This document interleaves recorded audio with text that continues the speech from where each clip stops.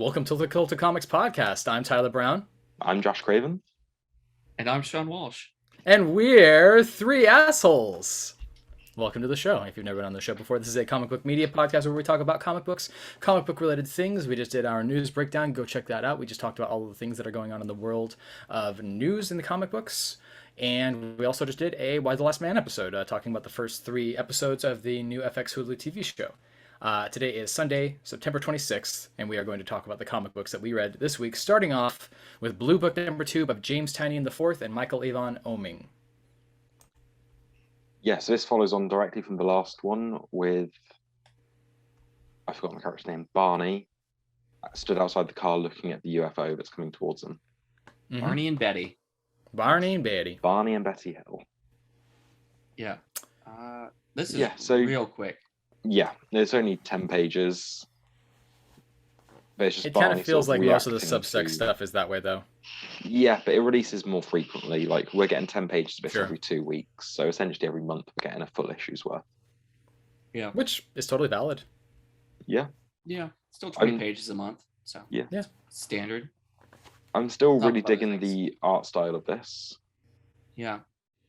Avon Oeming is a really good artist. I think that you were, I wanted to comment, you said that this is surprisingly fast considering some of the other books coming out not quite as fast. But you have to remember that Michael Avon Oeming is a very fast artist. I mean, I've seen him sketch full panels in minutes. He's very, very quick. Yeah. I think as well, it's very simple panels. I still think the art is more complex than the first 10 pages. In this issue, it's quick, but I think the art's a bit more complex. It definitely feels like he's giving more attention. But there's not big action sequences. He's not having to draw loads of characters. It's literally just a few faces and scenery. Mm-hmm. So and it all with 5 colors. Yeah. You've got black, white, light blue, dark blue, and some red. I think that this... So the thing that I didn't really expect going into Substack, I guess, was that there was going to be a submission of everything as it's being kind of completed. It very much is being uploaded as they go, which is an interesting sort of experience. Would it be appropriate to call this Blue Book 2 since this is technically the first issue still? It's Blue Book 1, Betty and Barney Hill, Chapter 2. Yeah. Okay. Might go the same way that we're seeing with Fishflies, which we'll discuss in a minute. Yeah. So Blue Book 1 is the Betty and Barney Hill case, and he said the next Blue Book will be a different case. So each 10 pages is a chapter of the first Blue Book until they move on to the second story arc, basically.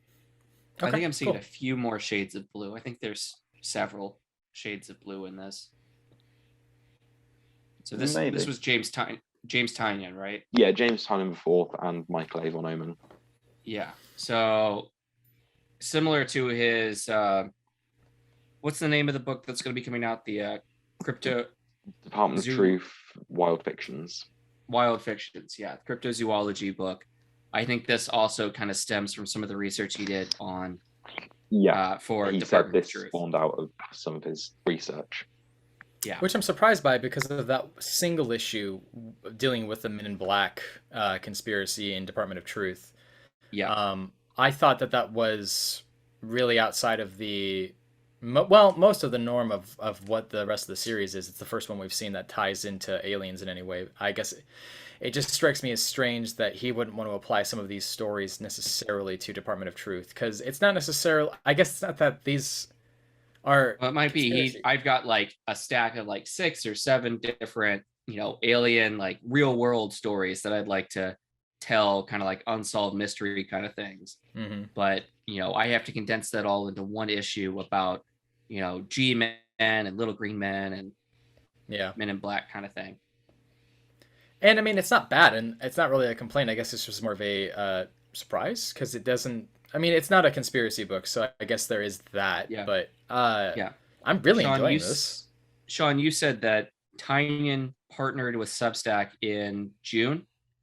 Yeah, his first email with Substack, or his first contact from Substack was June 14th. And he emailed Michael Avon Oeming on June 15th. And the first chapter of this came out in September 7th or 8th. Yeah. So not less only than 2 months.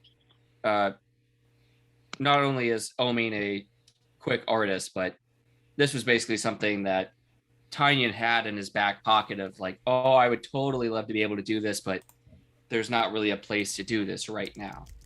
Yeah. So it's an idea he had. I think he said he came up with it last year sometime. Yeah. Well, we've all had a lot of time over this past year. Yeah, we really have. Okay. We can go on to Fishflies. That's another Substack comic, isn't it? Well, unless Sean has anything else he wanted to add to this. Oh, no, I think we covered it. It's a very quick read, and it's still just sort of building the story, but I'm enjoying it. Sure. Yeah. Okay, cool. So yeah, the next one is Fishflies by Jeff Lemire, and this is parts 1 to 3 of chapter 1. Mm-hmm. So the way he's uploaded this, it's very uneven with his release schedule. So the first part came with 4 pages plus that image of the map I sent you. Yeah, there's like 2 different images of the map. He's Canadian, right? He is, yes. Which is why all this stuff takes place in Canada. Not all of it, but yeah. On the border. Like Royal City, Essex County. It's all set in Canada. I didn't know he did Essex County. Okay. That was like his big break. Yeah. I haven't read it, so. No, me neither. Yeah. It's on the list. Yeah, so the first part was 4 pages plus the map. The second part was just 4 pages, and the third part was 11 pages. Yeah. As you can see from the map, those red dots of where the fish flies spawn, those bleed over into Michigan and Ohio, Pennsylvania, New York. And I've seen pictures of like the real life swarming, just the massive population of fish flies when it comes to that time. Just, you could, it's like you see those people that scoop up bees from a hive. It's basically like that. It's just covers everything. I'm not really familiar with this at all, so I actually was expecting going into this for it to be a little bit more of a supernatural element of a story instead of a sort of Stand By Me story. Yeah, which, by the way, Lemire does a really good job. Yeah, well, Lemire does a really good job of writing kids, because those conversations do feel believably like kids, like having conversation with each other and being assholes to another. We've all had conversations like that. Oh God, yeah. I mean, I definitely like still think of conversations that I've had with other kids back when I was a kid, and I'm just like, God, we were so goddamn stupid. Yeah. Yeah. I guess because of the nature, I feel like because of the way that the manifestation of these flies was developing, that's why I was expecting it to be more supernatural. Especially with. It could still go supernatural. Jeff Lemire said the direction this story takes is very out there, very strange, very weird. And he said even in the first chapter, which he said each chapter is about 60 pages. Mm-hmm. And he estimates the story to be about 550 pages by the end of it. Okay. Jeez. Well, okay. Wow. Yeah, he said, a lot of money out of your Substack folks. He said it's the longest story he's written since Essex County. Yeah. Or no. And you said what? Yeah. We had what? It was 3 or 6 pages, and then another 3. 4 for 11. 4 for 11. Okay. Okay. So we're still kind of like it's releasing weekly. We're still kind of like in the prelude. It's all opening up. Like if there is something supernatural, we'll probably work third of the first chapter, and he said even in chapter 1 it gets crazy and bonkers and weird and I mean, it already strikes me as very weird that there's this introduction to this robbery and this because when they were introduced to him, I mean, he's bleeding out in a field, either having been shot, and I'm assuming this is all taking place in the same like town, time, day at least. I did not realize that was the same guy. Yeah, he's not bleeding out now. Maybe he maybe it's not happening all chronologically. Maybe this section where he's in the field happens after what we're going to see here. Yeah. Yeah, I did not realize that's the same guy. I thought it was the shop owner or something at the end. I know there's one on the floor, but I assumed it was another worker or something that was taking refuge there. Mm. But now I'm looking at it more detailed. I realize he's robbing the register. Yeah. Yeah. At first, when I saw the guy wake up, I thought it could have been this kid walking across the parking lot in the future. But that's obviously not the case now. I can see why you were thinking that. Okay. I find it interesting that he chose to do art on this one as well as with May's book, because I mean, how much time is he dedicating to his own, drawing his own May's stories? book's been finished for a long time now. He finished Sweet Tooth the Return, did May's book, he finished Sweet Tooth the Return in November, December last year, I think. Mm-hmm. And then, so why the long wait to release all of it? Because he's been busy doing 6 issues of May's book, which will be about 120 pages by the end of it. Actually, no, they're all oversized, aren't they? Yeah. Yeah, they are. Maybe 180. Yeah, and he said he's got about 150 pages of Fishflies done now. Okay. He said he's about halfway through chapter 3 at the minute. It's just a lot. I mean, it's already one thing to be dedicating time towards writing the story, but now to also be drawing it, I mean, is very impressive. But it's also like, wow, man. Yeah, because he's also just launched Primordial with Sorrentino, and he's next month he's got next month he's announcing a multi-year epic with Andrea Sorrentino as well, nice. Which is going to be coming out after Primordial's finished. Okay, interesting. So yeah, he's Primordial got a lot is on the shorter side. Yeah, that's a 6. Mm-hmm. Yeah, Lemire is an absolute workhorse. Yep, and then he'll retire with all that money. He just sleeps on his... Yeah, well, he's got all his Netflix money as well now with Sweet Tooth. Yeah. He just sleeps on a mattress of money. Over in Japan, you've got, manga writers that, just eat, sleep, drink, drawing, and writing all week long for decades on decades. Absolutely. I mean, if you look at just One Piece in general, they've got just a broken down schedule, 4 or 5 hours on Saturday and Sunday, and the schedule is just nonstop comics the rest of the week. Their attitude towards work is different from ours, though. I think that ours is much more of slave away at the job, whereas theirs is there's an honor in dedicating your life to your work and to your craft and really becoming a master of anything. And that's not to say that we don't feel that way necessarily, but they definitely have a different mentality historically when it comes to this stuff. They're also for some of them, it's basically this is my life's work and I'll get it done before I die. Yeah. I think that there's also a high rate of depression and suicide in Japan due to being exhausted from work, though. Which burnout is real. Yeah, I mean, we get burnt out here. Again, it's not like we're that dramatically different, but it's just a different attitude, a very slight different change in perception. Do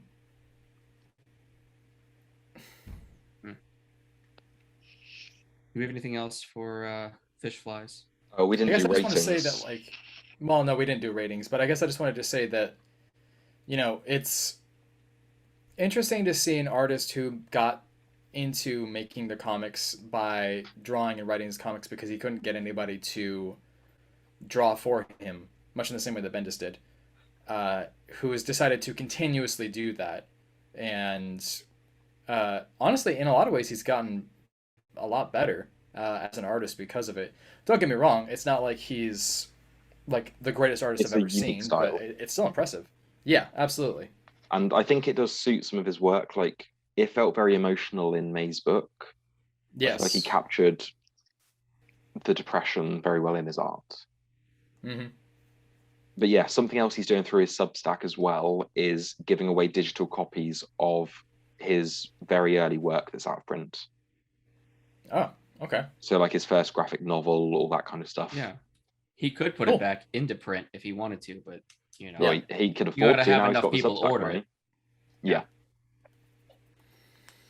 Okay. Do we want to do ratings on both of these? Yeah. So Blue Book 2, I'll give a 7.5. It's good, Same. but it's not wowed me yet. I'm enjoying it thoroughly, but it doesn't have that wow factor yet. Yeah.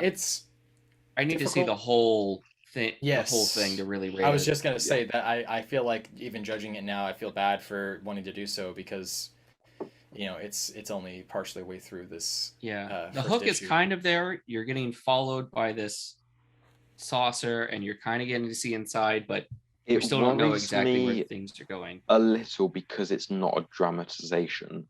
He's keeping it as accurate as possible, which makes you think there's not going to be that wow. Yeah, it's the recounting of their story. Yeah. Yeah. I mean, the wow might be there. I mean, he's picking the best of the best stories about. Yeah, he's doing encounters of. Yeah. Yeah. Okay. I guess I'll do the same ratings. I'll do like 7. I'll do 7.5. Might as well, just because I feel the same way. I just can't really determine all that much of it based on like what I've seen right now, and that's just where I'm at. Yeah, that's kind of how I feel about Fishflies as well. Like I'm really, it's hard to be on either side of the fence. Like I'm still on the fence. Like, let's see where this goes, kind of thing. Yeah. Like I've not read a lot of Lemire in the past, and then the past 2 weeks I've had May's book, Primordial, and Fishflies. Yeah. And the first two wowed me, and this I did enjoy, but it feels very much like the first chapter of a book that's not quite sold me yet. Sure. Yes. Makes sense. But from the other two, I feel like I should trust him. Yeah. Because he seems like a creator who has it all mapped out, and just because it's not... Well, there's a reason you're giving him your money. Yeah. Well, let me put it this way. If you read halfway through May's book and then you were told to rate it, like... Yeah. You see what I'm saying? Yeah. So I feel like the justification for the ratings is there. I don't think it's necessarily unreasonable, Mm. Yeah. I mean, I'm going to even give Fishflies the same rating, so... Yes. Yeah. Okay. 7.5s all around. Yeah. All right. Well, that moves us on to Fear States, Batman 113, as well as the tie-in issue for Nightwing 84. Mm-hmm. Nightwing's greatest enemy is the Batman book interrupting its run. I mean, yes, but I feel like that's the same issue that I have with most of any other book out there that has tie-in issues. But it killed Kyle Higgins' run in New 52. Yeah. Started out really strong, and then it got dragged into New 52, Endgame, and all that. And having a rebirth with Tim Seeley having to tie it into metal. Like, I can't help but wonder how much of this is Batman editorial saying, okay, we're all going to plan out to do this at this point, because I don't really need it at this. Don't get me wrong. The scene in here where Batman's, saves Nightwing in the alley was really touching. I just don't necessarily feel like I needed it. It's a well-written issue, but it just interrupts the pace of the main story. Yeah. The Robin book isn't tying in. That's taking a month off, not tying into it at all.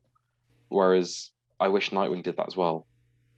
But it feels like they've had to tie it in because the book's selling well.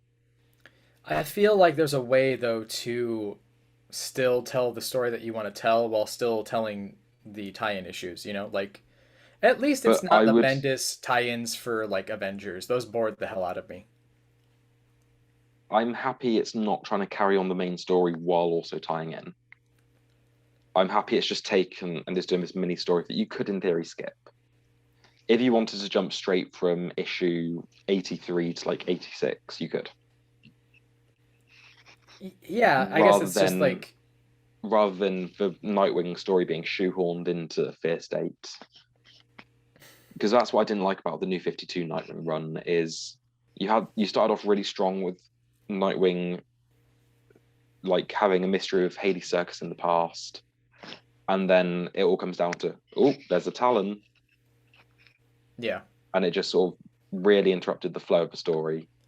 I guess I'm just saying that in the backdrop you could have, um, what's his name? The mayor, the not the mayor, the other dude, Blockbuster.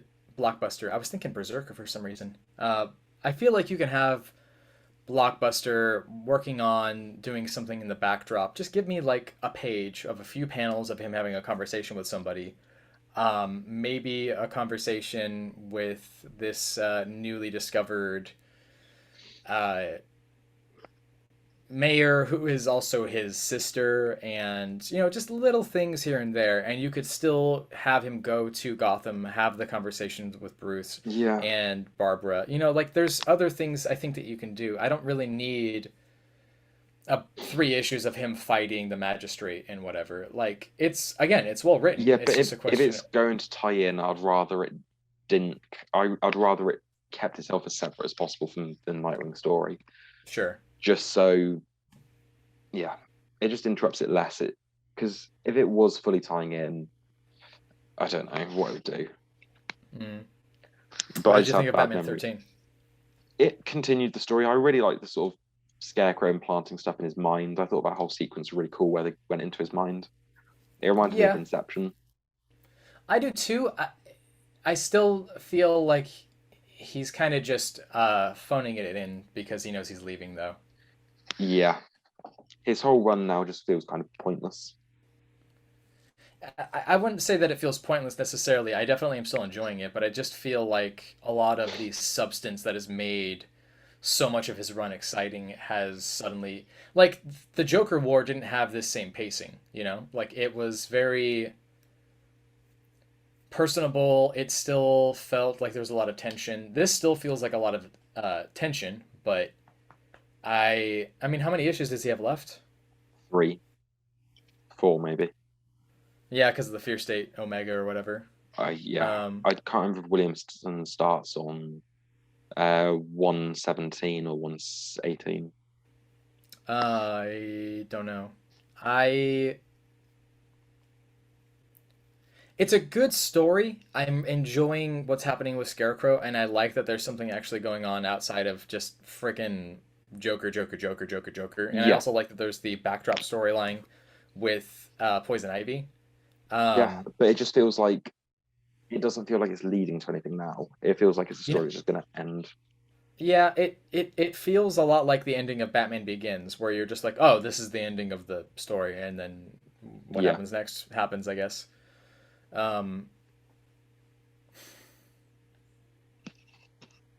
Yeah, Batman, I'll give us heavy on 7.5s this week. It moves the story forward. It's a fine issue, but I just feel very underwhelmed. I'm gonna give them both a 7. Yeah, Nightwing I liked. I thought the artwork was very nice. It reminded me a bit of Otto Schmidt. Yeah. And I did like the Bruce stuff. And I mean, I really liked that sequence where they're in Crime Alley. I thought that was charming, and I liked the surprise on Nightwing's face when he says, "I'm not gonna let them do that to my son." Yeah, that was good. This is where I watched my parents die, Raphael. Cowabummer. That whole thing. I'll give it a 7.5 as well. All 7.5 so far.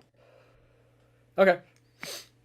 That leads us on to Old Guard Tales Through Time number 6, which has a story by Vita, Ayala, and art by Nicola Scott, as well as the final story being the original creative team of Greg Rucka with Leandro Fernandez. Leandro Fernandez, thank you. And this is fantastic. Mm-hmm. Yeah, first off, I didn't realize it was Nicola Scott. I sort of skimmed the credits page. I was like, Vita, Ayala, okay. Oh. I didn't pay attention. I knew to it the artwork. was. You don't read... You haven't read Black Magic yet. No, but I'm familiar with her artwork. Yeah. But yeah, I skimmed the credits page, didn't really pay attention to the artist, and I opened that first page and I was like, holy shit, I didn't realize this is Nicola Scott. This is so good. It's fantastic, yeah. Her art, she is one of the best artists in the industry, absolutely. When they have the idea of how they're going to break in, and Andy is like, oh, I'm gonna, spray the lasers and pull my axe out and hit everything.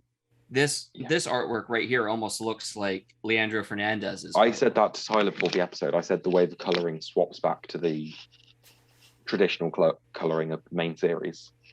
Mm-hmm. Yeah. But yeah, and really the drawing of the characters. Yeah, like it's still clearly Nicola Scott, but just the panels, the scene where she's like got the axe over her head, it does look like Leandro Fernandez.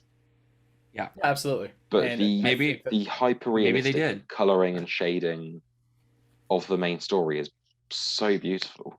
Oh, it's gorgeous. Yeah. So this is Andy, and I can't think of her name. I can never remember her name. I'm terrible about it. The new girl, but it's their story, but it's also Booker's story. Many of the issues for the Tales Through Time have focused on Booker. Niall Freeman. What was the first name? Niall. Okay, well you don't hear that name that often, so it's hard to remember. But we had a Booker comic, the second half of the previous issue 5, where he's with his grown adult son. And this kind of bookends both sides of that. Like, you see him reminiscing about when his son was a child and he got conscripted into Napoleon's army. Mm-hmm. And then, what he's doing in his basically 100 years of solitude.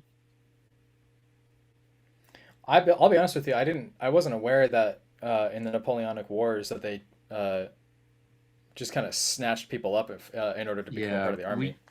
We don't really, cover history like that in school. So I didn't really know much about it either. No, it very much is like, okay, how fast can we get to America and then talk about America? Yeah. Yeah. But Niall and Andy were getting this kind of old school, new school. What's the line at the very start? You can always learn new things. Mm-hmm. Oh, I feel like it was somewhere around here, but you're always learning new things or something like that.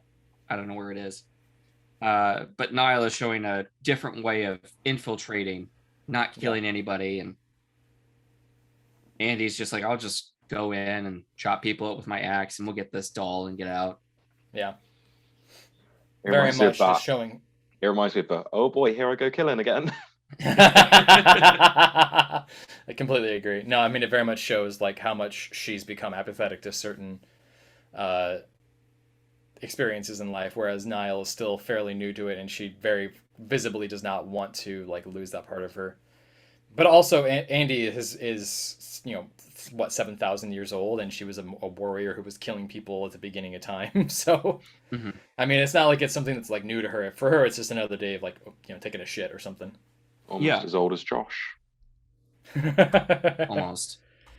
The little details in this are the reason why you want to like read the Old Guard. It's the attention to detail about the doll. It's the attention to detail about like history, and it's also it's such a depressing story when you look at it. It is. The whole series is these characters saying goodbye to loved ones and moving on. Yeah.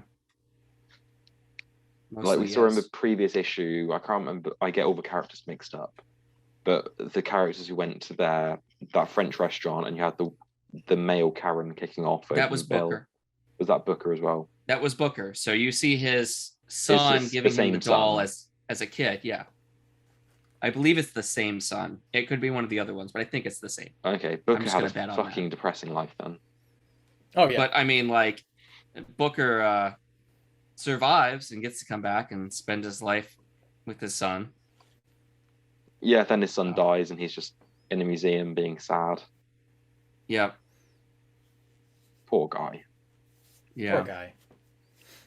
And now he's gonna spend 100 years by himself when he's so he's born in like maybe the late 1700s, so he's like 230 or something, and it's like, oh, you need to go spend 100 years by yourself, which is immensely punishing.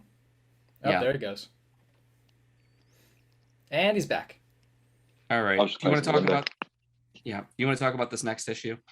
This next part, I really I feel like is the setup to the last part of the Old Guard story. Yeah, I was going to ask if you guys part knew 3. what this was, because I've only read the first Old Guard series and this. I haven't read the second series. This is a That new is because character. you're a piece of shit. So, Isaac, what's his name? They say his last name somewhere around here. It was Isaac Blue. Isaac. Yeah. And then the woman that he's been having like a connection with is Dot, I think. Dottie, yeah, Dot. It's a new character. It very much seems like it's going to lead up to the final storyline that Greg Rucka has planned. I mean, this is his story, so it's another old god or immortal that is living out in the wilderness. The cover seems to insinuate that he's very, very, very old. Maybe not as old as Andy, but at least maybe on par. And I can't Inuit, tell. Alaskan, Native I was American of something some like sort. that. I swear there was something about him that was like, because the name of the issue is The Bear. But I kind of thought that when it said the next issue was going to be The Bear, I thought he would also have the moniker of The Bear. Well, if you look at the cover, he is wearing jewelry that is adorned with what looks like animal claws, possibly bears. I don't see the claws, but I thought they would also refer to him as the bear. Yeah. So if you recall, the idea is that when there is a new that's a immortal, dagger. That's my mistake. Yeah, when there is a new immortal, they dream of each other, but until they come into contact with each other. But once they if he's older than all of them, they would never have dreamed of him. He would have dreamed of them. He might dream of them. I mean, the new immortal also dreams of the other old god, the other immortals. Like Niall dreamed of the rest of the team. But as soon as you meet, the dreams stop. And then after that, it seems like there is no way of contacting people. So if you fall out of contact, it can be very hard to find each other. Yeah. So maybe he's been sent away and isolated like Booker, or maybe they just lost contact and he wanted to be left alone. He didn't want to be part of the team or anything like that. Mm-hmm. He seems content to be there in his cabin. I mean, he may be old, but he's adapted to the new technology. He's got his laptop that he's working on. You know what? I don't know if he is Alaskan or not. I don't know if we're even in Alaska. He's got an old lamp in his he might be Middle Eastern. He's got an old lamp and sword in his maybe he's explored the world, but like in a scimitar. Yeah. I don't know. It's not a scimitar. It's not curved like that. It's a straight blade, but he's got a lamp that's kind of like Aladdin's lamp, Genie's lamp kind of thing. Yeah. A traditional old lamp. Persian or something like that. Yeah. Jinx. I think that the uncertainty about his origins is maybe intentional, but it kind of gives you an idea of his age at least a little bit, because this is old technology and old tools, etc. At first, I thought it might have been like Joe story. No, not Joe. Why can't I think of his name? It's Joe and... No idea. Think of it. This is a smaller town. It looks like it's not really clarified whether it's in America or not, but I mean, it definitely seems to be at least take place in North America because of the native people that you see in the bar scene. There's English everywhere. Grizzly bears. You see the mountains in the back. I mean, for all we know, it could be Colorado. Who knows? Yeah, Colorado, Montana, Minnesota. Yeah.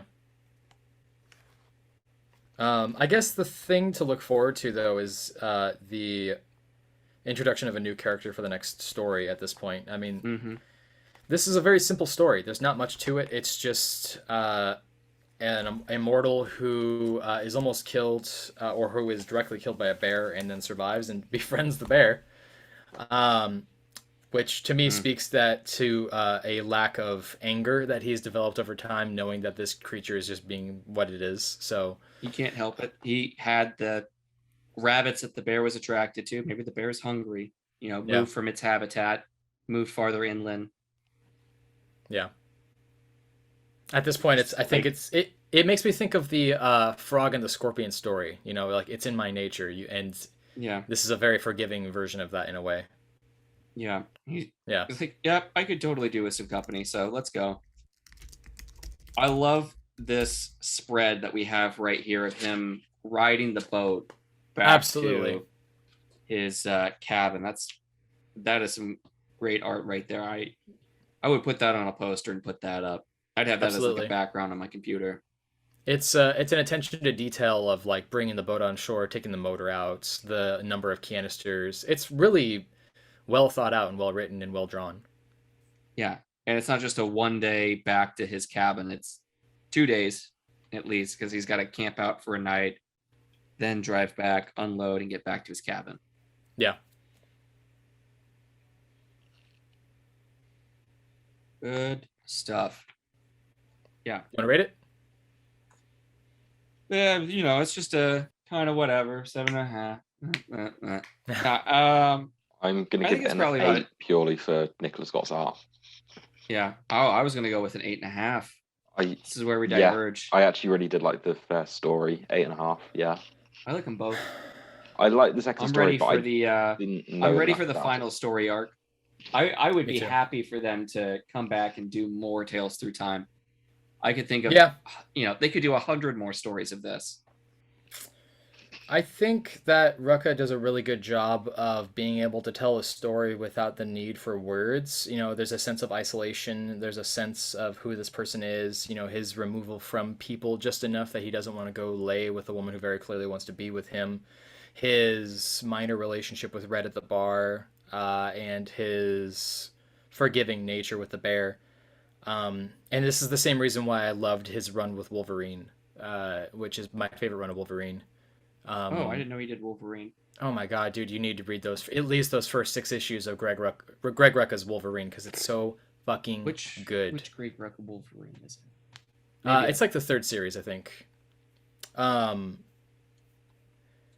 gonna give it an 8.75 because I'm an asshole. And I'm nitpicky. Order it as soon as you can. I'm not joking. I've hyped it up so much. It's such a good fucking series by Greg Rucka. Like, he does Wolverine in a way that I want people to write Wolverine. Mm-hmm. Yeah. Cool. Radiant Black, all right. number 8. I might have this. Kyle Higgins and Marcello Costa. Fantastic issue. This is great. This is a great issue. Best issue so far. I don't know if it's the best issue, but it's pretty good. I love this. This is the kind of content that I want out of this book. I think the previous issue I liked more, but this is really good. I'm not one of those guys who's partial to gigantic like fight sequences or anything, but I definitely enjoyed the way that this was handled. Yeah. I think this was this is more of like a quieter kind of. This is a quieter like recover after the battle kind of issue. Yeah. So they're kind of licking their wounds, and we're getting like we got a lot of information last issue, but we're getting a lot of information from here as well. It seems like this Phantom Ranger person, whatever you would call him, was part of that alien war we saw last issue. Yes. Because he's just floating in space at the beginning of the 4, and then we get to present time. I laughed out loud when we see, I don't remember any of the characters' names. Other than Marshall. I wanted to say Marcel, and I was like, no, that's Monkey from Friends. Marshall. Or the artist. Yeah. Marcello. True. Yeah, we have Radiant Black and Radiant Pink in Russia, and Marshall says, God damn it, the red one would have been helpful now. Yeah. That did get a laugh out of me. Yeah. One thing I will be critical of is the ending of this issue. I felt like the art suddenly kind of felt very fast, kind of just done quickly. Oh, and yeah, that last page. Yeah, it just wasn't very impressive. I don't know.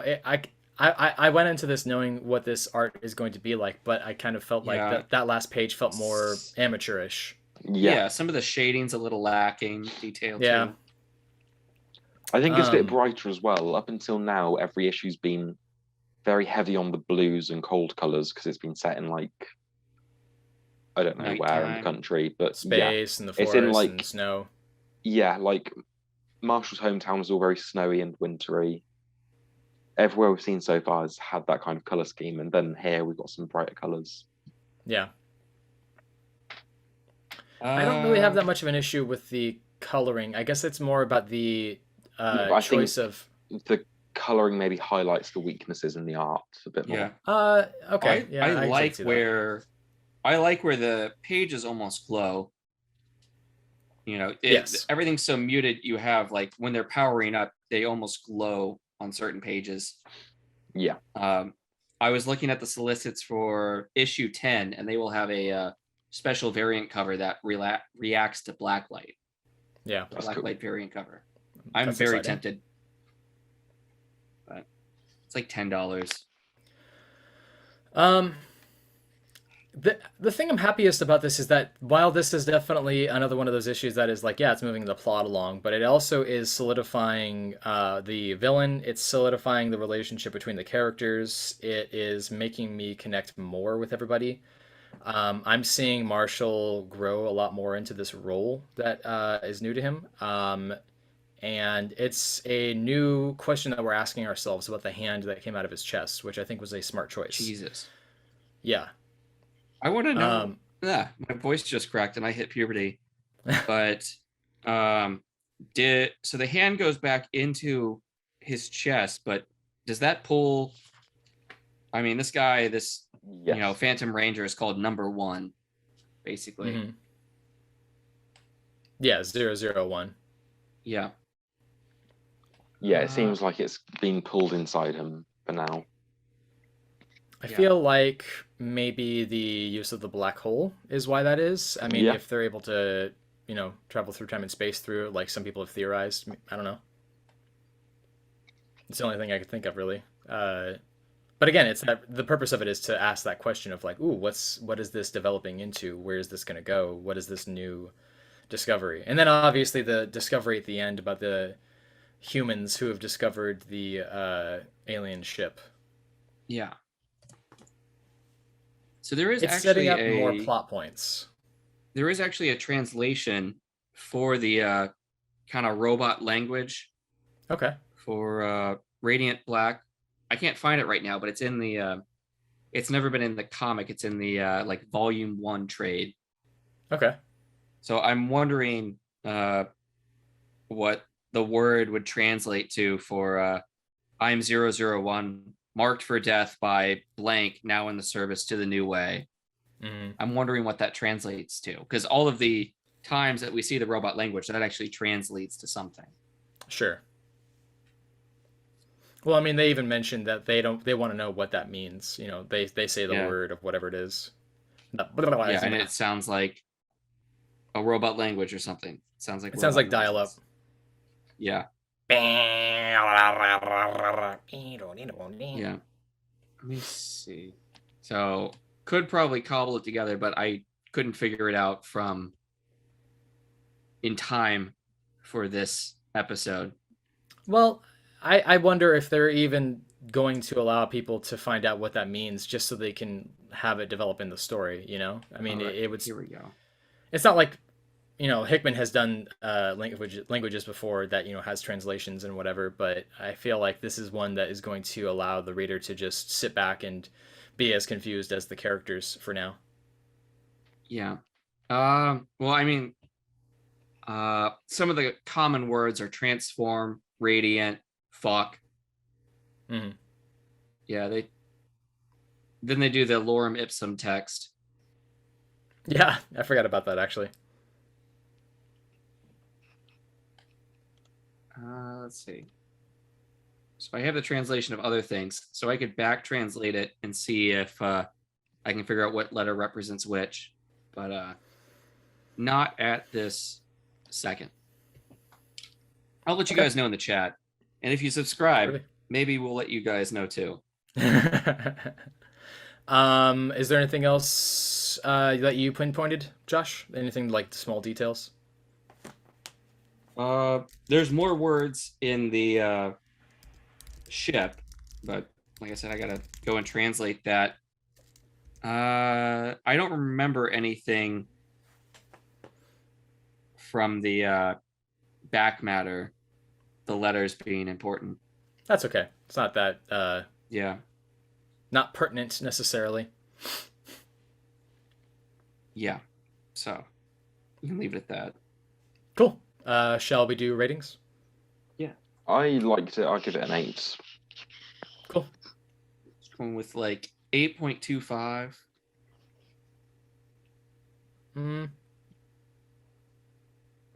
I liked it a lot, but did I like it enough that I want to give it like an 8.5 or higher? I'll give it an 8. Yeah, why not? And it's okay. Cool. This next one I did not read, so you guys go ahead and take it. Stillwater number 10 by Chip Zdarsky and Ramon K. Perez. I haven't been reading it. You know that. Yeah, but like, I got a letter printed in this, so I'm riding high on that all week. I didn't read your letter. So what did you send them?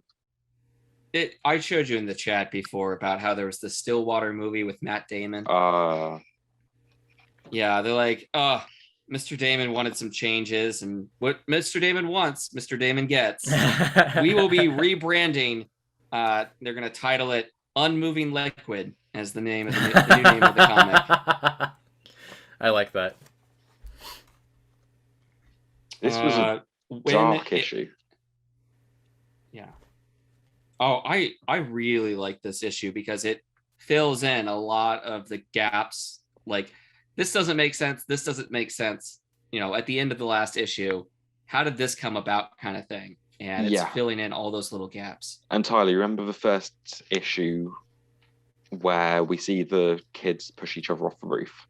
Oh, yeah. Yes. Yeah. We get the explanation for why they did it here. Okay. Yeah, so basically, the long story short, the kids have now taken over the town. Because they are essentially 50-year-old men in children's body, and they're fed up of... They're not 50. They're like 30. So, one of the military guys says he's probably 50 or something. There's no kids in the town. Yeah, well, they don't know how long this has been going on, but it started in the 80s. He's probably like he's about 40. Okay, fine. He's 40. Maybe 40. He's 40. Yeah. Well, yeah. He's older than Tommy or whatever name this guy's going to go by a few years. I mean, he was a baby. They like take this baby out of town and blah, blah, blah. I don't know why they're saying like why they're keeping with the real-time release of the comic. Like, they're like, oh, the first day that he came to town, it was 2020, but now we're in 2021, even though it's probably like a month has passed. Chip Zdarsky's all about that continuity. Yeah. But it's basically they found the guys and they team up. And they're like, okay, you know, Mayor, you get your chance to pass judgment. And he's like, you get this, and you get this. And Gallen's just like, that was dog shit. Get out of here. Those are terrible verdicts. Overruled. And so it's like the kids are ruling the town now. They've taken over. They're partnering with these ex-military folks that are now old. They didn't get to come live in the town. Now they're old. And they're like, you know what? Your body doesn't feel right. And we're going to send kids out to age up. But Tommy, you're going to stay here as like an icon to what the kids can aspire to. You're our token grown-up kid. And kind of our prisoner now. I'm a symbol and insurance. Yeah. I think this story is going to read very well when it's collected. Mm-hmm. I feel like issue to issue is a bit weak, but I'm seeing the pieces come together now that I think it will be the kind of series you can binge, and it will really in the same sense of like East of West, I binged that and I thought it was great, but the people that had to wait issue to issue were like, oh my god, this thing fucking drags. That's probably because it took like 9 months for issue 8 to come out. Maybe. Speaking of, Decorum number 8 has been pushed back another week. What? Well, it's November 3rd, which we mentioned in the chat, but like for the general public, since the last time we spoke about it, it's been pushed back another week. It's never coming. Maybe. But yeah, this issue got dark. Like, the judge has now been killed. Yeah, executed. Yeah, by the kid. Yeah. Seeing a child shooting the kid is basically like, the kid's basically to the sheriff, like, you're my bitch now. Whatever, get out of here. Whatever, get out of here. Tyler, I do really recommend catching up on this because it is very good. Mm-hmm. I think I'm gonna do what you just suggested and read it collected. And see. Read it issue to That's issue. fine. Fuck you. Yeah. So that's about it. Like, it goes fast, but it's a really pivotal point in the story. Sure. Fills in a lot of gaps. It makes things make more sense. Yeah, it was the issue where stuff clicked. Yeah. So I think that's about it. I think that's all we have for the comic. Did you see the advertisement for this new Ed Brubaker story in the back? Give me a second. Friday. Oh, he released at least one issue through Panel Syndicate last year. Okay. So yeah, this is it's a digital comic, but it's collected for the first time in print. Yeah, I'm not sure if he released all the issues through Panel Syndicate or just one. A Brubaker book that I'm not privy to? What? Yeah, it came out like a year ago. It's not a secret. Yes, there's 3 issues available on Panel Syndicate. Hell yeah. So this is book 1, The First Day of Christmas. Christmas Vacation from Hell. Cool. So, might be a neat little thing to check out. Sure. As for ratings, Stillwater, I'd give it another 8. I'm going to say 8.5. It's maybe like a 10 for printing my letter. I knew you were going to say that. Okay. Shall we move on to Alien number 7? Yes, let's. By Phillip Kennedy Johnson and Salvador Larocca. First off, step up on the art, thank God, because it's at least better than most of the jank that we saw from the first 6 issues. Somewhat. Not immensely. I'm not saying it's top tier. Quality. I've been wondering. It's brighter. It's different. It's a different style. Yeah. There's certain panels where I'm like, oh, he had to have traced this or something. Yeah. Such as the first panel that you pointed out, where he traced a xenomorph for the head. The front of the ship looks like a xenomorph head. It very much is. Yeah. The other panel that I was thinking about is the where all the group is gathered in the hall, and you see basically like this all kind of like panorama shot, like you're looking through a fisheye lens sort of to see more of the area. That's weird. I think he probably, I don't know if you can, that's a hard thing I would think to draw. Yeah, that's very hard to draw. He's definitely traced. Or you draw the picture and then you apply like a fisheye lens filter or something to it. I see what you mean. Yeah. Okay. I loved this issue. No, the story was fantastic. It was very nice to see an alien story that's not on a derelict spaceship floating through space. Yeah. Well, they're trying to go for like late 1800s, early 1900s. Like, what if the aliens were, you're fighting with basically farm tools. Yeah. What's the word I'm looking for? What are they? It's almost anachronistic. They're Puritans, homesteaders. Starts with. What's another word for Puritan? What's a group of people that live Quakers? like that? Is it Quakers? No, there's a word. Amish. Yes, that's the word I was looking for. Okay. Yeah, kind of. It reminds me of they that. have chosen their amount of technology that they would like to live with, and they're shutting down basically everything. And as soon as that happens, that's when all hell is going to break loose. When it's the most different Xenomorph story we've ever had, I think. As opposed to AVP Requiem, when it's just, aliens and predators. I forgot that movie existed. It's nice to have it outside in a green planet with lots of fields around, trees.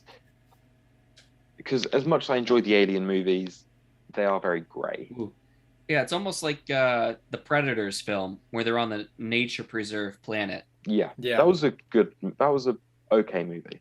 See, that's a movie that I would consider watchable and is fun to enjoy. Like, I don't consider that top tier quality, whatever, but I definitely consider it watchable and fun. Yeah.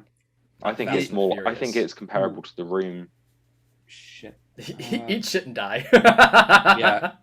If I'm not allowed to think Fast and Furious is a brainless, fun movie to watch, you're not allowed to think. You didn't say brainless before. If you included the word brainless, I said CGI entertainment movie. You said entertaining movie. You never said CGI entertainment movie. I definitely said CGI. Did you guys ever read the Lake of Fire comic? No. It is by. I will tell you who it's by in just a second. I believe in you. Nathan Fairbairn. Nope. Nathan Fairbairn. And Matt Smith. Nope. Matt Smith from Doctor Who? No, I don't think so. He doesn't even have a profile picture in here. He just did Lake of Fire. But it reminded me, the story that we're reading right now reminded me of Lake of Fire, where it's like these, I don't know, first millennium monks and a spaceship that has been infested with aliens crashes down. And they have nothing but, a couple of swords. Like it's a couple of crusaders against a whole army of aliens. And the ship crashes to Earth, very much like this. Okay. I assume at some point, they're going to pick up guns or weapons or anything from this ship. But... Maybe. I mean, it definitely seems to be intentional the way that things are going at that point. I think that would make a lot of sense to have that parallel of, how natural can you be versus how much do you need to survive. There's also the character who we've been introduced to. Her name is Jane. And she has a degenerative disorder. Thank you. So I'm assuming it's something like what Stephen Hawking had. Ayala. Yeah. So something like that. Yeah. Made the decision not to go back to Earth and seek medical attention the way that she needed. Chose to stay on this planet. It would jeopardize the contract that they have with the UA. Yeah. And if she was not there, that they would renege on their deal to let them have the planet that they've terraformed. And that's probably speculative, but it's probably justified speculation at that point because of the way that. Well, it's her speculation and if she's saying it, then it's probably true. Well, it's also something we've seen in the majority of the alien stories is that these governments and these companies, these corporations are inherently malicious. Yeah, it's very heavy-handed with its anti-corporation propaganda. Yeah, the focus is on the UA instead of Weyland-Yutani, even though it's a Weyland-Yutani ship, I think. It is, but I think UA, that they're choosing to highlight the effect that government has across the board. Yeah, it is very much corporate versus people sort of thing. I think it also highlights. I think that it will come down to whether or not they compromise their ideals to use present day weapons and technology to fight the alien. I just wanted to add this. I always pictured Weyland-Yutani as the villain in the backdrop. Like how in Jaws the shark was always not really seen, but it's the villain. You know that he'll show up eventually. It's kind of like that. Whereas Alien is the villain in the foreground. Normally the faceless corporation, even though the Alien one shot that we just read did have a face. There was the lady at the head of the board that's able to real time communicate with them somehow far across the stars. Mm-hmm. Super Wi-Fi. Wi-Fi. That's it. 8G. one thing worth noting is this is set 2 years after the last story arc.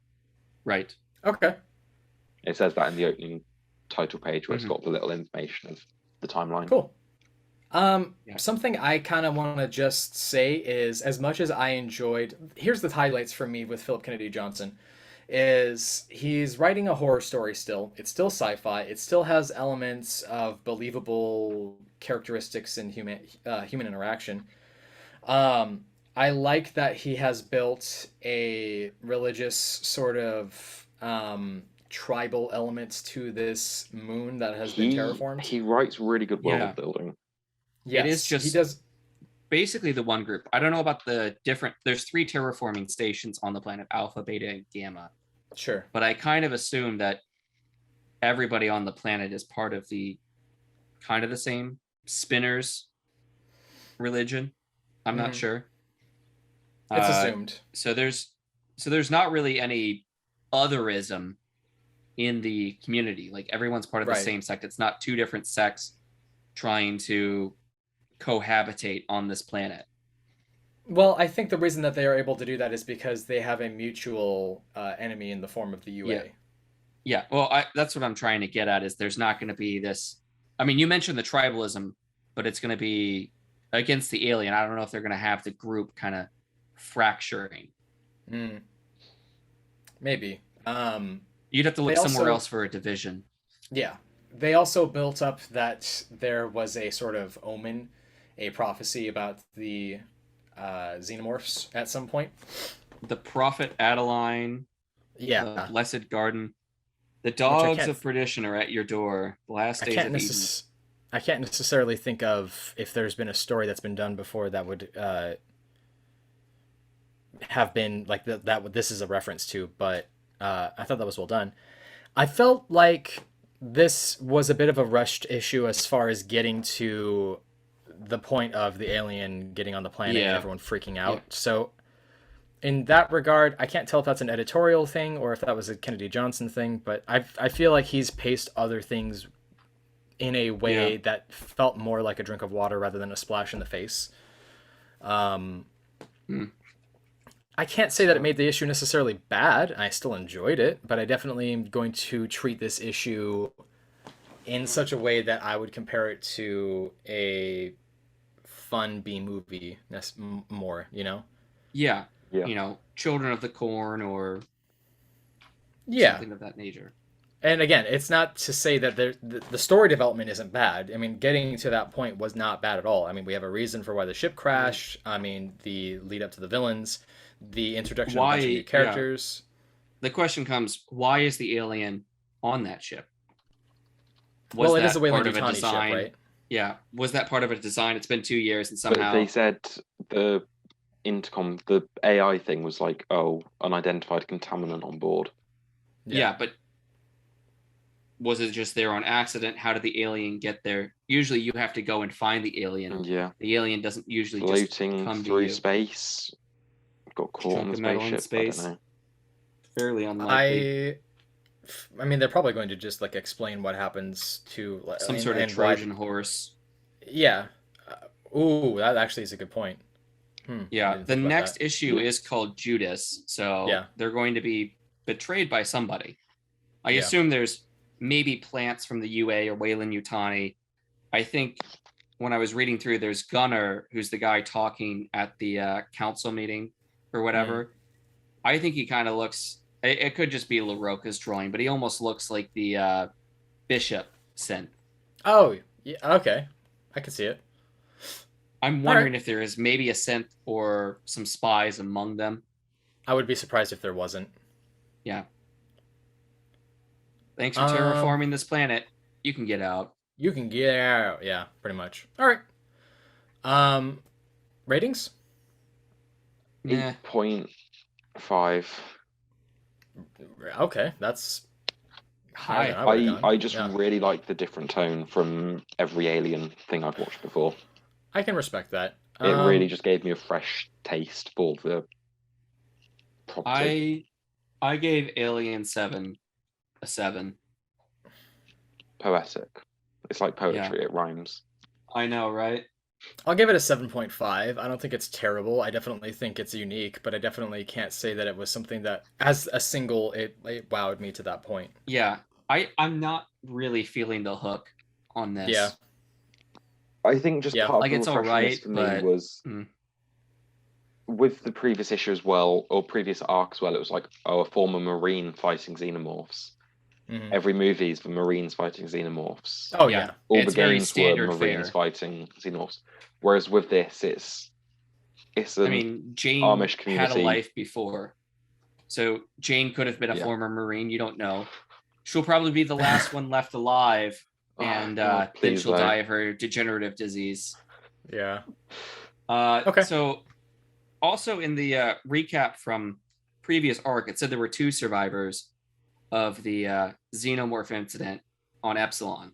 There were only 2 survivors. The son and the dad. Bishop. The dad died. Bishop. The woman. I don't remember. The woman dies. No, the woman was a synth. She was a droid. Yeah. She was a synth. Yeah. So that was a little confusing to me. Yeah. Oh well. I haven't read this one as well, so go right ahead, guys. The cat. I mean, I guess, yeah. Oh, right. That was another complaint that I had about the issue, is that the woman that pops out of the pod, or whatever, her containment, she doesn't have any lines on her face. And they made such a big point of that in the previous arc. Salvador Larocca couldn't find a woman with facial scars to trace. But why not? All right, now we can jump ahead to the next one. Go ahead, guys. Dark Blood number 3 by Latoya Morgan. Moises Hidalgo. Hidalgo. You did it. You never heard of the movie Hidalgo? No. Yeah. I'm 80% sure you just made up that word. No, it's real. It's a movie starring Viggo Mortensen as well. Anyway, so this issue is basically him on the run from the police from the first issue after he killed that guy. Well, he didn't really kill the guy. The guy ran out away from him and got hit by a car. Yeah. So this is 10 years before the variants is where we start with what's the wife's name? Ella? No, I think her name starts with an A. M. That's it. M. A couple letters off. But you've got this Officer Wright that's had his eye on her since 10 years earlier when World War II was going on. He's somehow an officer that got to stay behind in the States and didn't have to go off to war. So this same Officer Wright that's kind of eyeing her, picking up books at the library, is the same guy that's interrogating her later in the story. Yeah. And once again, we cut back and forth. I think it works out pretty well, the cutting back and forth in this issue. I think I think totally it works. It happens at the appropriate times in the story. Well, it parallels really well because he's running from the police, but he's also running from the Nazis in parallel. So he's being chased by Officer Wright, but he's also being chased by a Nazi. I'm just thinking of that video I sent you guys earlier now of reviving the Nazis. Yeah. Cool story. Yeah. It's weird that this Nazi general, whatever, just like stares down the wolf, and the wolf's like, I gotta get the hell out of here. Yeah, he looks very stereotypically evil. Yeah. He's drawn like a maniac. Oh no.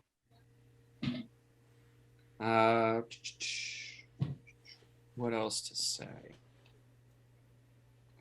He uses his electric powers to start a car.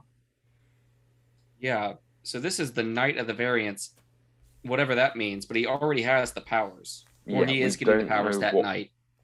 So that this is the night of the variants. This is what's happening.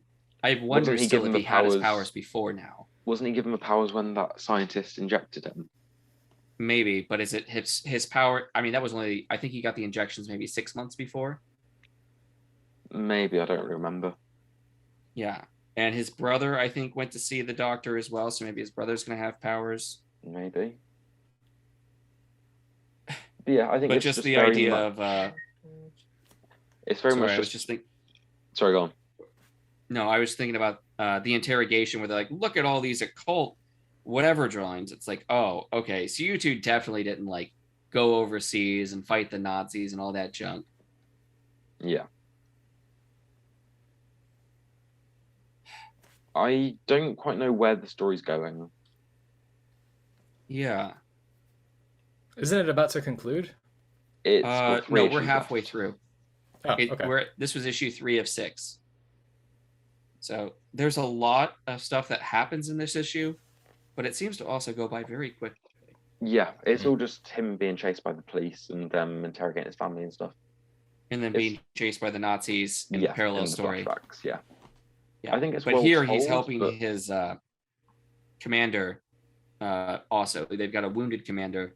Yeah, who's got like rebar or something like through his stomach. So, different things being tracked. I don't know. Yeah, I don't quite know where the story's going, and yeah. So, well, it feels somewhat like maybe it kind of feels episodic, but also feels like one story. Yeah, it flows really well. So once you get to the trade paperback of this, yeah, you'll be able to read it in one sitting. It will flow really well. Yeah.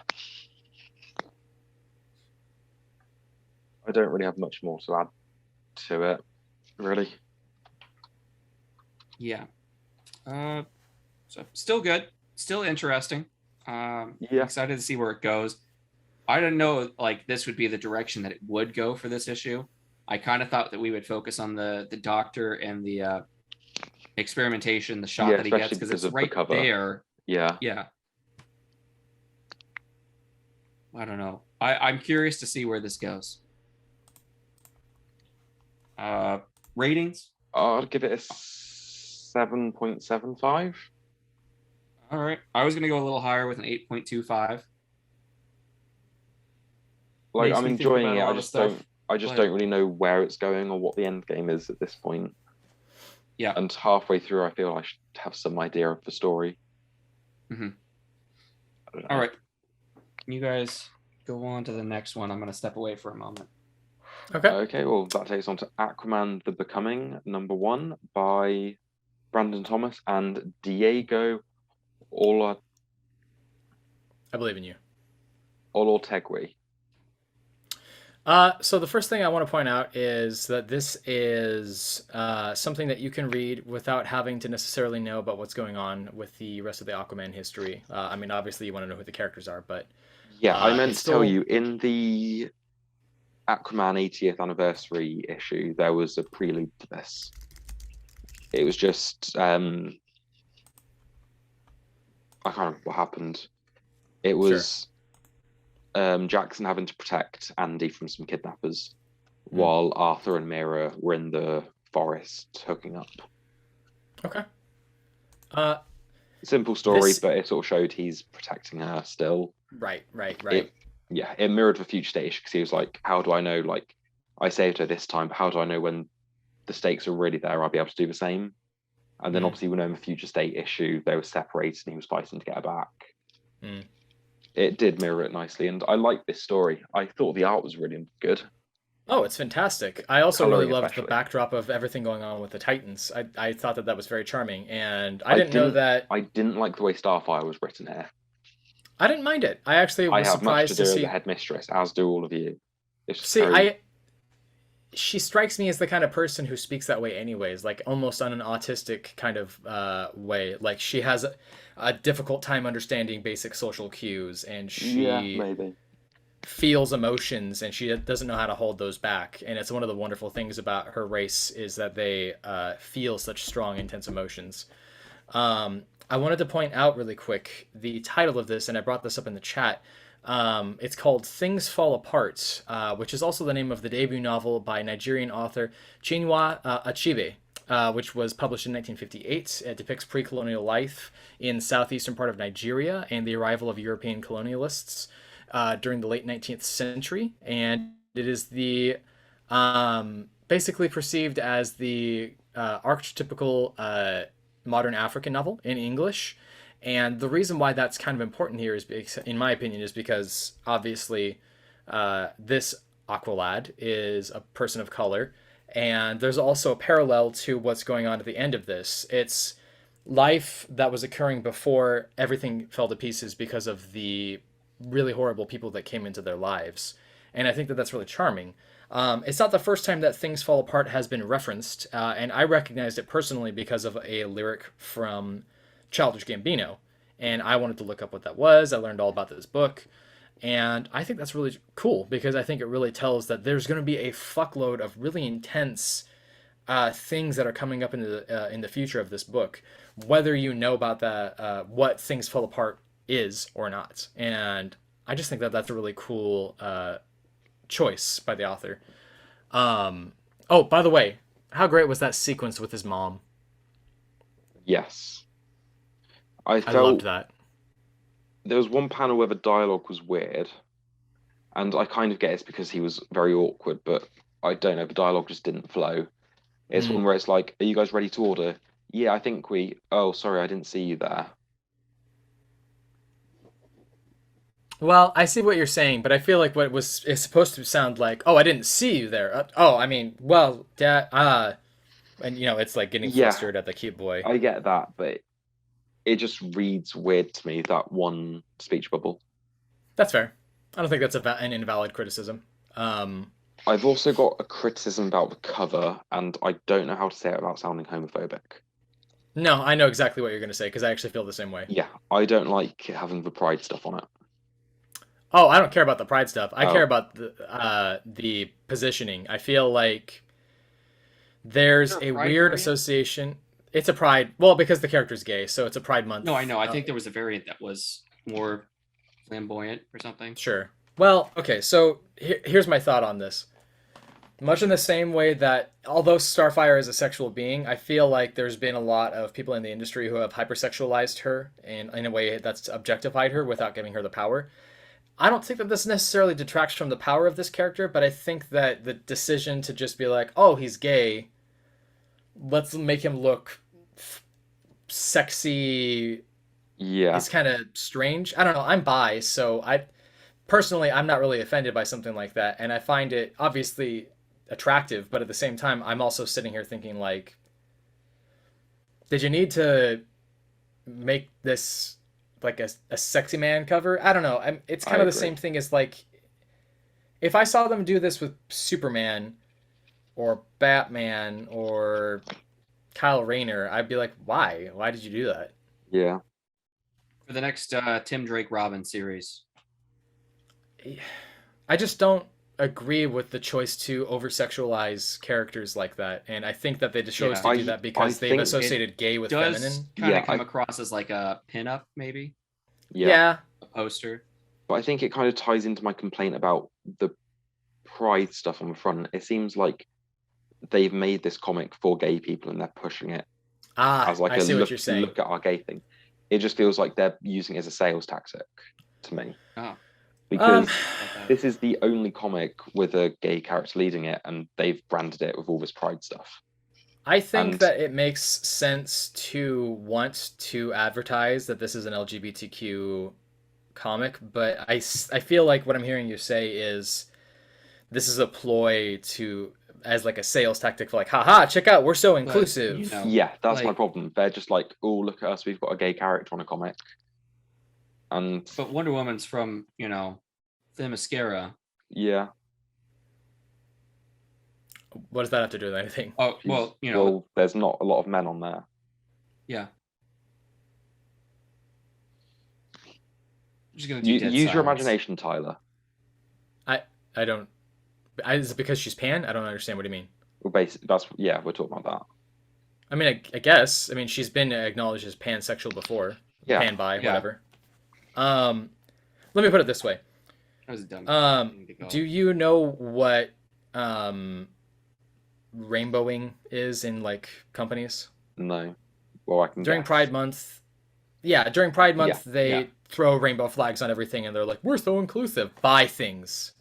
Yeah, it just feels disingenuous. At the end of Pride Month, DC did this poster. They were like, "Oh, we're continuing our Pride year supporting the LGBT community, and they've got one book of an LGBT character headlining it, and they plastered all the Pride stuff over it. They gave it a really, I don't want to say effeminate cover, but you know what I'm trying, like your complaint about it being overly sexualized, overly pretty. Yeah.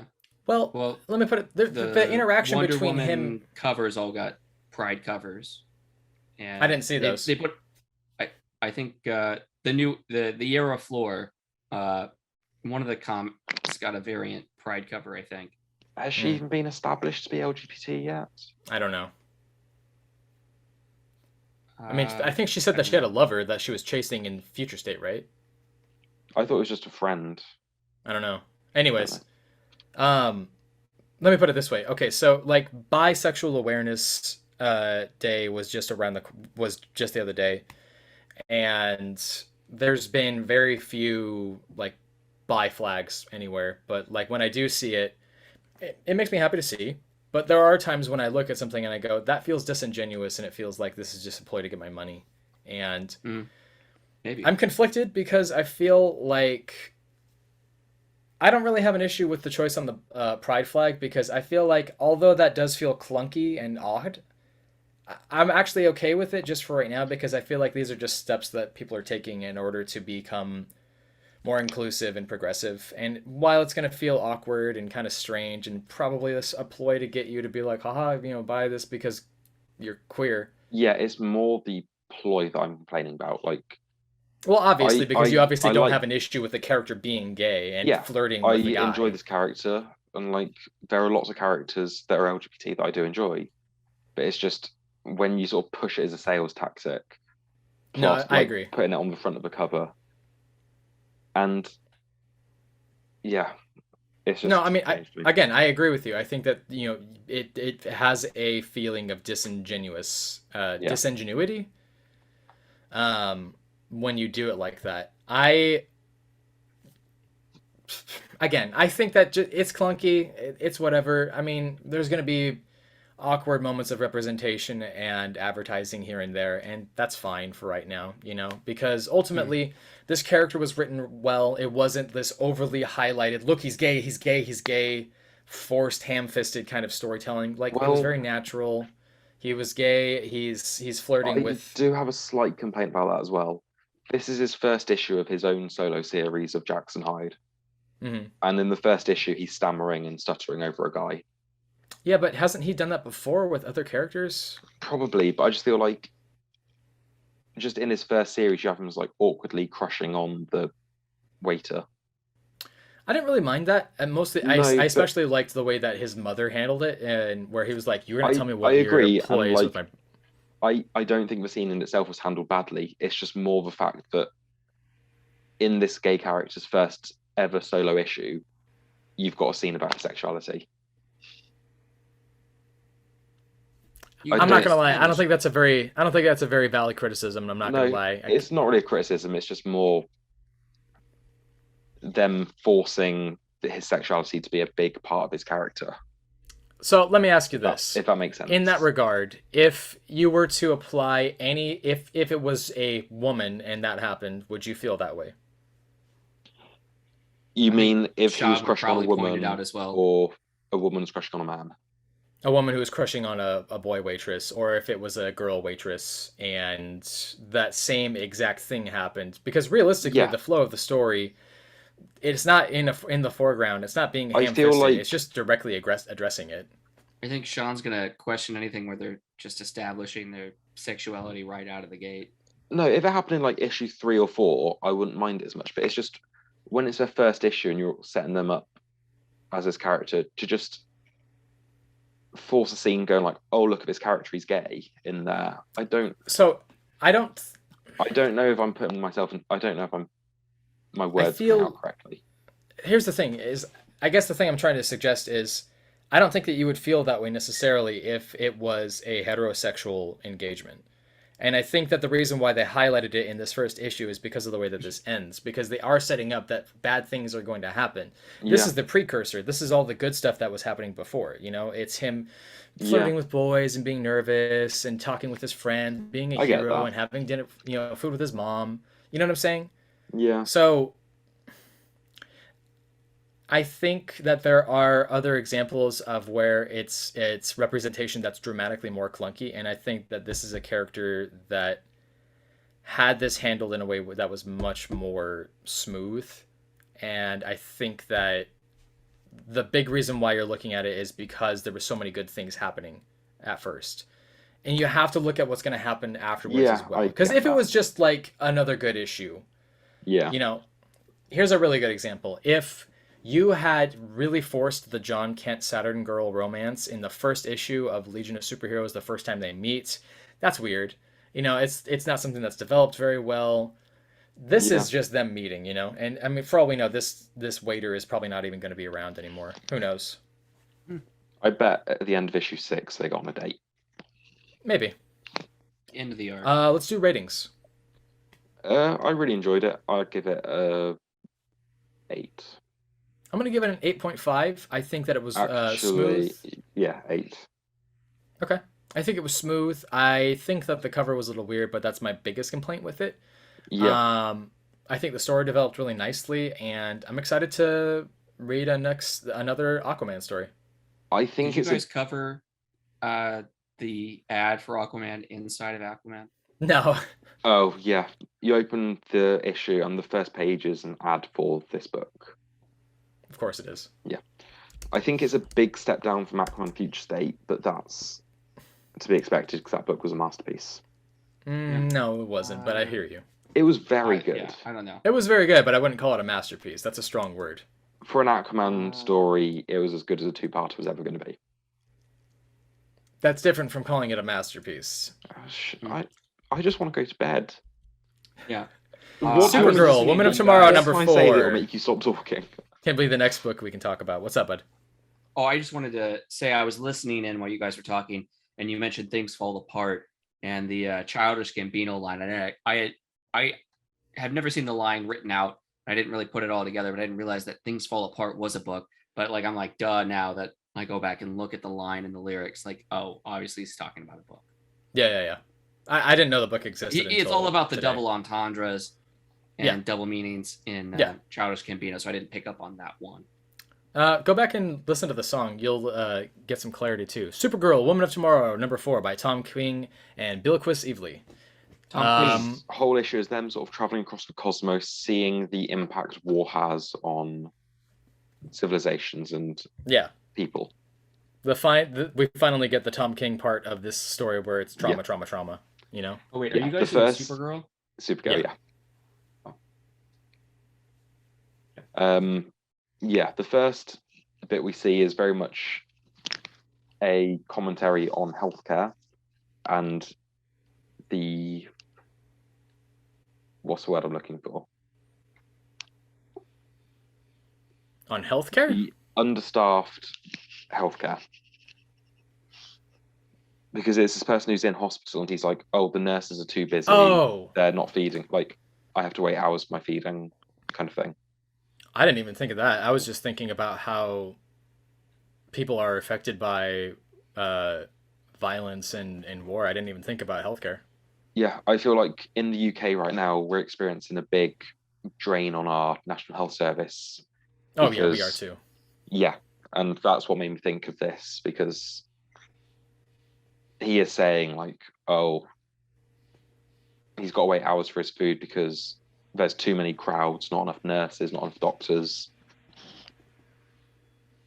That was just what my brain went to when I was reading this. No, I don't think that that's necessarily wrong. I guess I just didn't make that connection before. Because to me, it just struck me more as focusing on the mental state of this character and his relationship with Flarg, the person that he lost. You know, it was about loss and how we've become affected by it. Not my favorite issue of the books of this series so far. I really liked the sequences where Supergirl flies into the sun and when she walks through the door to go see God knows what that we don't even get to see. Yeah.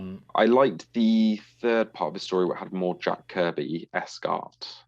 Yeah, that was a lot of fun. Actually, I really liked that. Talking about how that character had a hard time being able to mourn, and no matter what she did, she just wasn't able to do so. And finally, she was able to let it out. Also, the mass grave scene, I loved that. Wanted to tear up during it. This was a very good issue. Yeah, it was. Yeah. Her artwork in this is just amazing. Oh, it's fantastic. The scene of the city in the sky kind of thing. Mm-hmm. It was beautiful. This to me it very much reminds me of something that you have mentioned to me before in private about, I think the term you used was emotional constipation. And I think that that's in a way kind of true of this character right now, because she very much feels responsible for other people's pain and helping them as much as she can. And maybe it's because she feels like she has so much power that she wants to do so. Yeah. But she always seems to find some sort of way to help people, even just a little bit. And when it comes to her own suffering, she very much throws it into the fire, in this case, literally. I liked that. I think that speaks to the case of some forms of trauma. And I think that something I heard recently was trauma isn't always just the things that happen to you. It's also the things that didn't. So I think that stands out really well for here. I don't really have anything else to say about it. Again, it's not my favorite issue so far, but it's still a very good series. I'm really enjoying. Space fantasy is great. Absolutely. I'd give it an 8.25.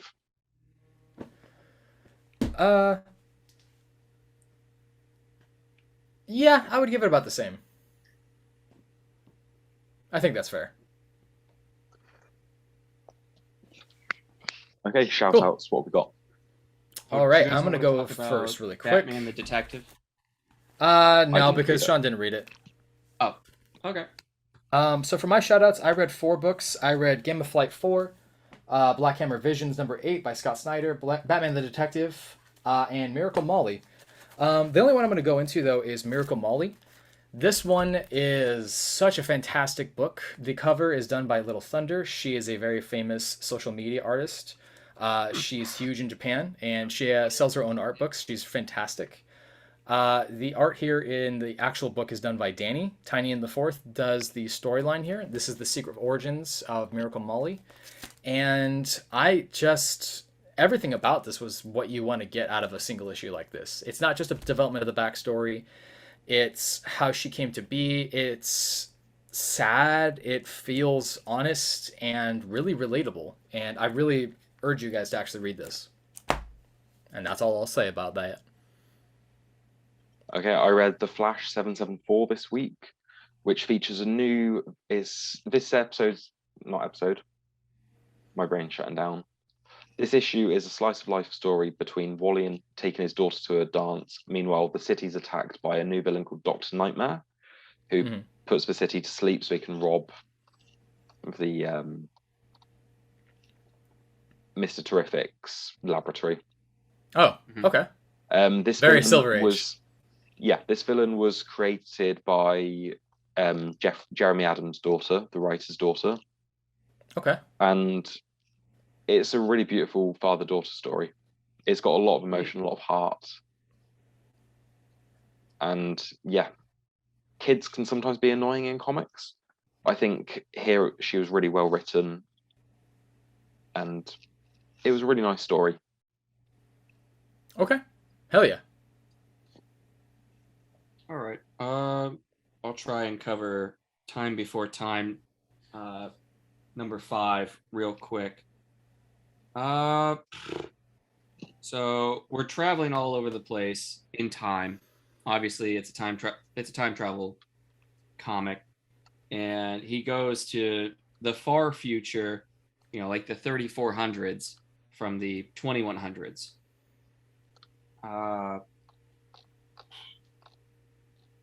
That's about it. Okay. Not much else to it. It's all right. There's not really much to say about it. You're really selling me on this book, Josh. Thank you. No, this issue is just kind of meh. Okay. Like we see a character that died earlier in the series, and it's somewhat heartfelt because that you're gonna die, but they're like, oh, we don't want to No spoilers, brah. Mm. They do that kind of thing to each other, but yeah. I hope this is ending soon. Okay, fair enough. I'm getting tired of it. That's just what you want to hear about. But you do actually can just stop buying it.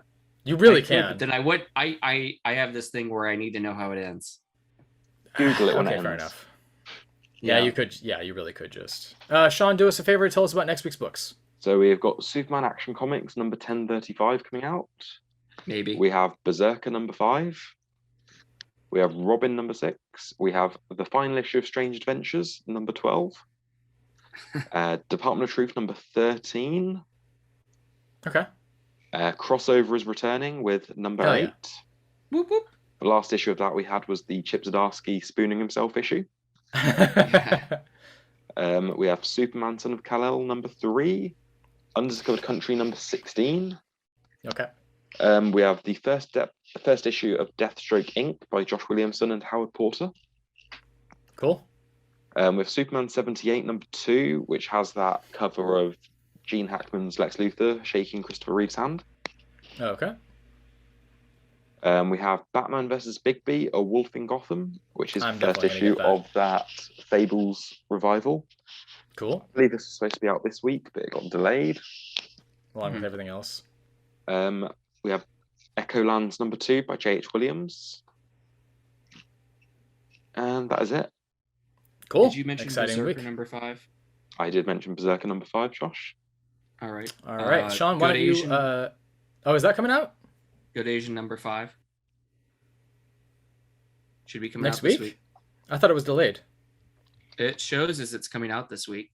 Oh, perfect. Yeah, it does. Good. It's a new story arc is what it says. Cool.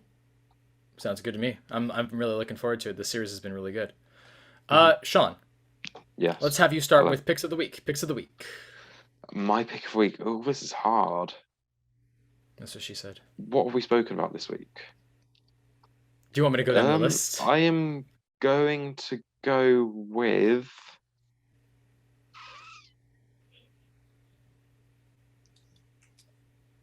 Fishflies. That's okay. It's Even got though potential. you gave it a 7.5. It's got potential. Okay. That's not even the one you write. It's the one I'm most interested to see where it goes. Because it is so unpredictable. If I had to recommend you start with something, I would go, this seems like an unpredictable story. It seems like it's going to be crazy. Yeah. Fair enough. You see, I was going to, for multiple reasons, I'm going to go with Stillwater number 10. They wrote, they put my letter in there. But for real, it does kind of get the comic back on track. It was very good. And made us both go, Tyler, you need to get back on this sort of thing. Okay. Fair enough. I'm going to pick something that you're probably all going to be a little bit strange by, but I'm going to pick Miracle Molly. Not surprised. I just really liked this. I've been thinking about this issue. The artwork was mesmerizing. I have been thinking of the parallels with the current Disney case. I just think it stands out. I really liked it.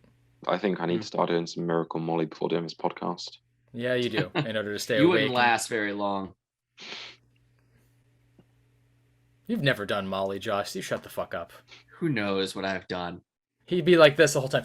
Yeah, this comic was so good. That would. I'm gonna be borrowing all of my. Why do my nipples feel electric? Pacifiers. Yes, exactly. We got the pacifiers that glow in the dark. Here's what I need you to do. You need to go get the clarinet and the Speedo, and then you can come out on Molly. That's what I want to see you in, baby. All right, give me 5 minutes. All right, and we're gonna do a pop quiz. Quick, Sean, where can they find us? YouTube. And Stitcher. All the podcasting apps. Goddamn right. Apple Music, we're on Spotify. We're not on Stitcher. We're on Breaker. We're on Google Podcasts, if that's a thing. It is. I don't remember anything else. Josh, where can they find our RSS feed and who is distributing the podcast? Go. Spotify. Nope. You failed. Anchor.fm is where you can go. Anchor.fm/cultofcomics. Quick, where can they find our Patreon? Go. On www.patreon.com/cultofcomics. Correct. And what do they get when they get to do monthly contributions for our show? Taco flavored kisses. Goddamn right. And access to the Discord chat. And that's been the show. Guys, thank you very much for checking out the Cult of Comics podcast. If you are watching us or listening, you got to follow us. You got to give us a subscribe, giving us a like, give us a share, give us a follow, give us $1, whatever it is, make me holler. And if you sign up for $100 and over here on Patreon, you get Decorum number 8. Today. It is Sunday, September 26th. This has been our Comic Book Club episode where we did all the reviews of the comic books that we read this week. Thank you very much for checking us out. If you've been following us for a long while, thank you for following us. And stay safe out there. Wear a mask, get vaccinated. Don't be dumb out there in the middle of this pandemic, this plandemic, if you will. Thanks. Follow QAnon. Follow the White Rabbits. We're not actually QAnon. I just do it to bother Josh at that point. I'm sorry. Thank you for checking us out. Stay safe out there. All hail and have an awesome rest of your night.